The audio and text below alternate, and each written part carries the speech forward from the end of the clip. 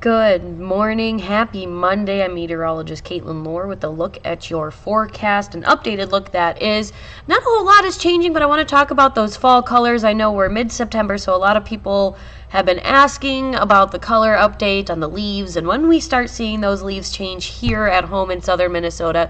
So here's a look at your typical fall peak colors, right? So far northern Minnesota should start seeing those leaves popping any day now between now and the end of September. But really what this is saying is that now between the middle of September and the end of September is really when Minnesota really starts to see those colors pop. However, it gets a little bit later the farther south you head. So a lot of those peak colors should start happening between now and the end of September, the more north you head.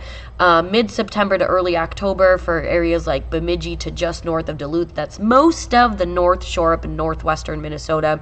Central Minnesota is looking at late September and early October. And again, this is for peak colors because as I go through this, I know a lot of people go, well, we're already seeing some colors kind of pop and develop here, so wouldn't that make us in southern Minnesota mid-September or later? And while that sounds that would be the case, that is not the case because that's only a few trees versus majority of the trees. So if you're wondering where that standing is right now, here's a look at the current fall colors around the state of Minnesota. This is the Minnesota Department of Natural Resources fall colors map that we talk about every year. And you can see that we are just now, it's the 15th of September. So today is like the exact middle of the month. So we are just now approaching that mid-September range, and we're still just starting to see a few areas near Bemidji, near Fergus Falls, and just south of Duluth, seeing that little bit of yellow in there. And what that means is that about 25% of the trees in those areas are starting to really pop with those fall colors, starting to hit peak when they're going to be at the brightest, most vibrant shades of those colors. Now, we're still not at peak yet in those areas. You can see down here in southern Minnesota, we're ranging from no change to about a 10 to maybe 15, 25% change in portions of southern Minnesota already as we speak. So again, what this means is that we're starting to see some fall colors, but we're still not quite to where you look around and you see every tree with those fall colors as vibrant as possible. That will not happen down here in southern Minnesota for at least another 2 weeks to 3 weeks.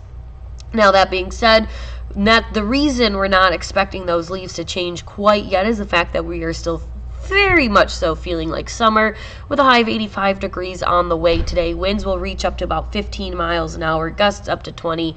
Heat index values likely to range in the upper 80s and low 90s across the area because of that humidity leading to that heat index. Tonight will stay warm, and as we've talked about in the past over the summer, you've got heat, you've got humidity, you've got some sunshine out there. All those things coming together could lead to the development of a stray shower, so cannot rule out the chance of an isolated or stray sprinkle possible overnight tonight as we drop to a low of 66 degrees by tomorrow morning.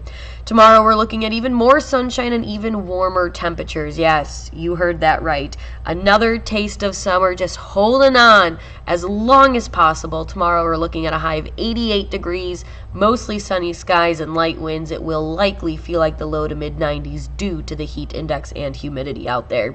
A change is on the way with a cold front coming through anytime through the middle to end of this week, and as you can see, that's going to bring in rounds of showers and thunderstorms anytime after Wednesday afternoon.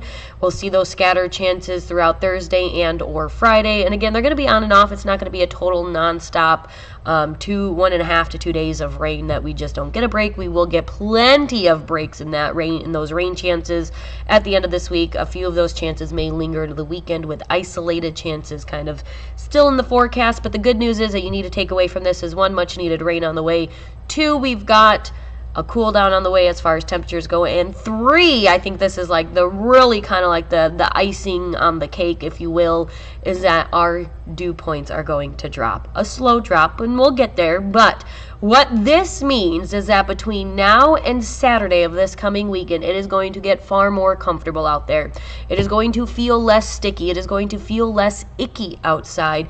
You're not going to really notice it too bad as we go into this coming weekend, and that is going to go hand in hand with a drop in temperatures on the way as we take a look at your extended forecast. The downside of this forecast, the first couple of days, as you see, will be in the 80s between now and Wednesday, with the hottest day coming in tomorrow with a high of 88 degrees. Going further, once that cold front moves into the area, chance of showers and thunderstorms, like I said, on and off throughout Thursday and Friday. Some of those storms may linger into Saturday before becoming isolated chances and wrapping up. With that cold front passing through, that is going to drop temperatures into the mid-70s as we welcome the first official day of fall next Monday.